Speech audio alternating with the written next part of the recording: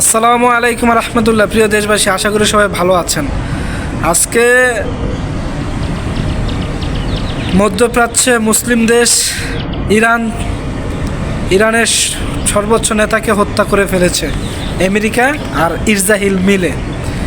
বিশ্বের ভিতরে একটা দেশই ছিল যে দেশ পুরো পশ্চিমা বিশ্বের বিপক্ষে চোখ রানিয়ে সঠিক কথা বলতো। আমেরিকা ইসরায়েলের বিপক্ষে ওনারা সঠিক কথা বলতো।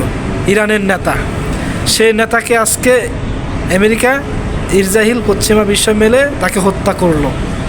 তো এখন তাদের আর কোনো মধ্যপ্রাচ্যের ভিত্তে শত্রু নাই আমেরিকা ইসরায়েলের।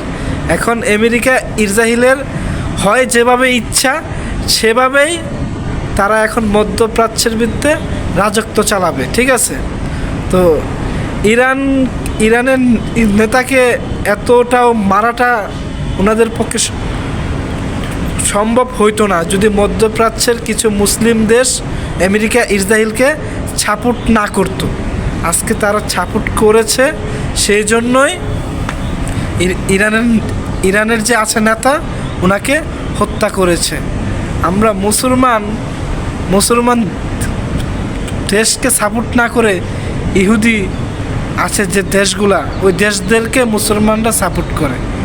এই কারণে আজকে ইরানের নেতাকে হত্যা করতে পেরেছে আমেরিকা ইসরায়েল। তো এটা মুসলমানদের জন্য খুবই দুঃখজনক। তো আমরা ইরানের সর্বোচ্চ নেতার জন্য মন থেকে দোয়া করব উনি যাতে জান্নাতবাসী হয়।